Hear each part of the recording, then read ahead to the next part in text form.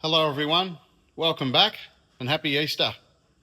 So we spent today working through the Supercheap Auto Falcon, trying to find some of these electrical gremlins that reared their head when we took the car to the airfield a few weeks ago. As you can see, we've taken covers off and gone further into the car than we have before, and we have found a few issues and a few things that are actually missing, which isn't going to make life overly straightforward, but I guess it's all part of the journey. So we've documented it all as we've gone along, and I'll share it all with you now, and hopefully we'll be able to get some answers over the next week or so, which will see another big part of this car's restoration complete. So I hope you enjoy. Here's the very latest on Car 31, the Supercheap Auto, Steve Ellery Falcon. So if you've been following the journey on Car 31's restoration, you'll know that when we took it out to the airfield, the car ran really well, but we had a couple of issues. Now, one of those problems was it's not charging, so it drained the battery completely in a short amount of time. And we're also not getting a reading of the oil temperature. So if we scoot around this way and have a look at the dash, I've got the Motec on at the moment. You can see the engine temperature's reading at 17 degrees, which is about right. Oil temperature's 70. So we've got an issue there somewhere where it's not reading. Now, the plan for today was to change the oils and fluids and everything on the car, get the alternator out and have a bit of a look at it. Now, I've covered off in previous videos. This dates back to, it's got AJR markings from 1995. So, given it's an old Alan Jones racing engine that was logbooked with the car originally. So, it's a fair chance it was no good. So, I've started to pull everything out. I've cut all the wire ties and bits and pieces. But one thing I've noticed, this wiring harness here, and again, I'm not an auto elect, so if you've got any advice, please feel free to shoot us a message. But if you have a look at this harness, that feeds the alternator, that's your warning light, and it goes up through into the main harness. But when it goes through the firewall and into the Motec system, it's only this little plug. Now, what's grabbed my attention is that's not just the alternator. It also feeds, if I grab this little plug here, that little plug is oil temperature. So it just seems a little bit abnormal that we've got no charge rate coming out of the alternator and also no oil temperature reading, and it all comes in off that one harness and one plug. So I'm just trying to work out whether we've got a crook sensor on the oil temperature, or we've got an issue in the wiring itself.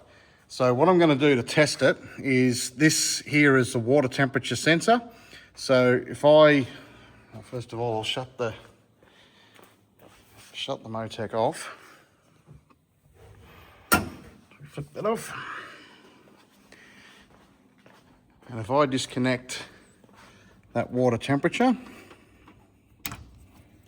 so that comes off. And if we flick our Motec system back on again,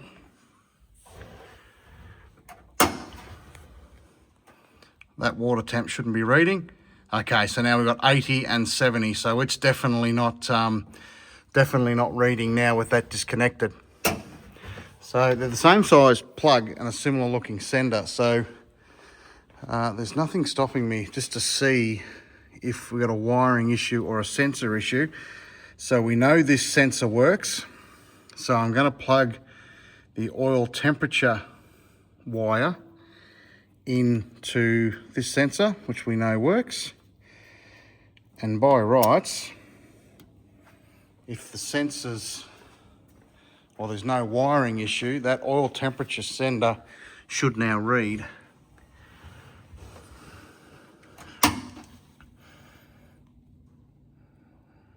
Okay, so it's not reading. So that would suggest we've probably got a wiring issue as opposed to a sensor issue. So if I shut the Motec off one last time, and just to be doubly sure, I will plug, what do we got here? It's a bit of a bird's nest, all this stuff. So if we follow this one, that is water temperature.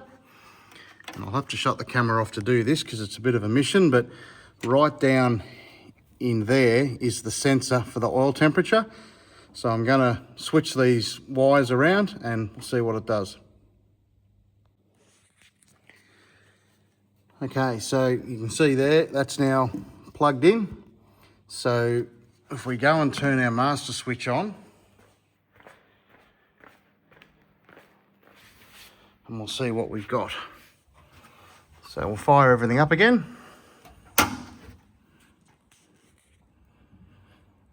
Okay, so our engine temperature is now reading again. So the engine temperature now is reading from the oil temperature sender unit. So we don't have a sensor issue.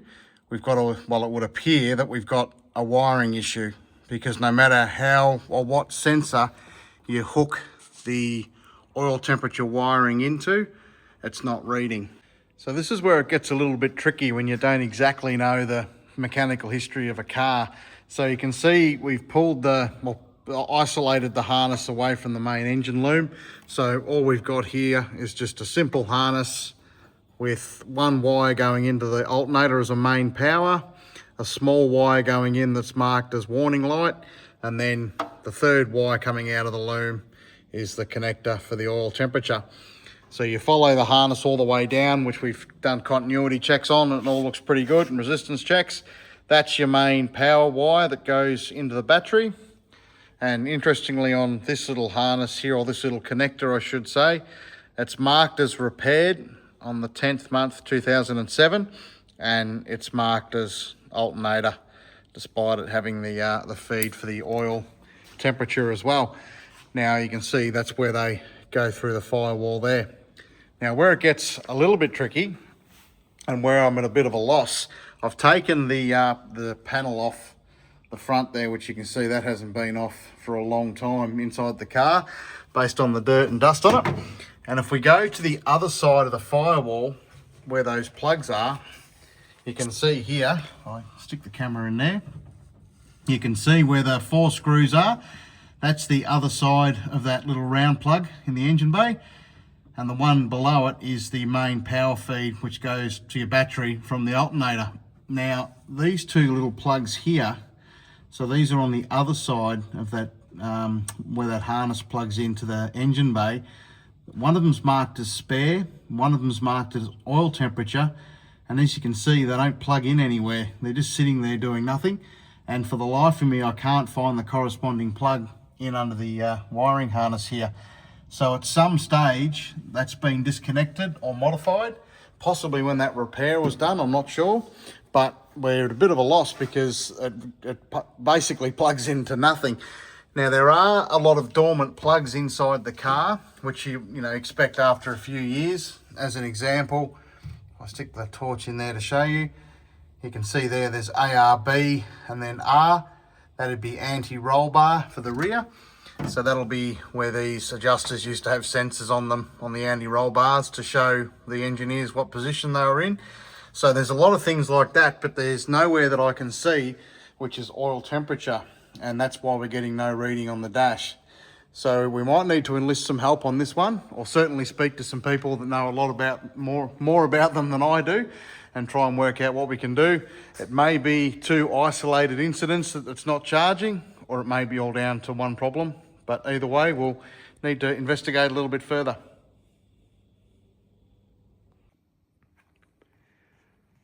Okay, so as you can see, I pulled the alternator out of the car.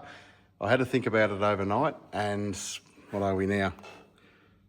A bit after 4 o'clock in the morning, and a little bit of peace and quiet time, and I thought I'm better off just ripping the alternator out, testing it independently, and then we know what we've got ahead of us.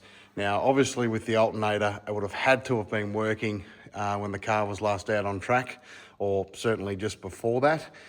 We've proven during the airfield run how quickly these cars will kill a battery if it isn't. So as far as the wiring being connected correctly and not having any modifications done, it should be how it was. The oil temperature sender unit isn't so much of a necessity for these cars to do rides and bits and pieces. So could be 2 separate things. So the alternator's out of the car. As you can see here, spin that around. It's got the AJR markings on it, as we've said previously.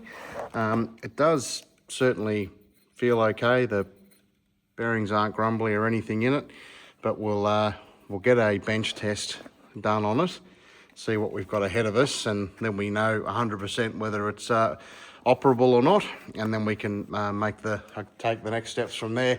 Obviously, if we want to take the car out on track and give it a good run, it is something we need to have 100% operable. So our bench test is complete, and we've got absolutely zero coming out of the alternator.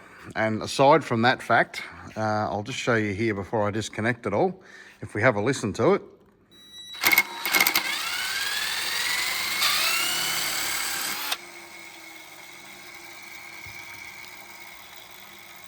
you can hear it's really grumbly as well. It wasn't too bad turning it by hand, but at speed it sounds pretty horrendous. So we don't really want to replace it because it is original. So we'll see who we can find that can rebuild that for us and get that done. And then I guess the next step is just try and work out what's going on with this oil temperature reading issue. And then hopefully that's a lot of the electrics sorted on car 31 and we can move on to the next steps.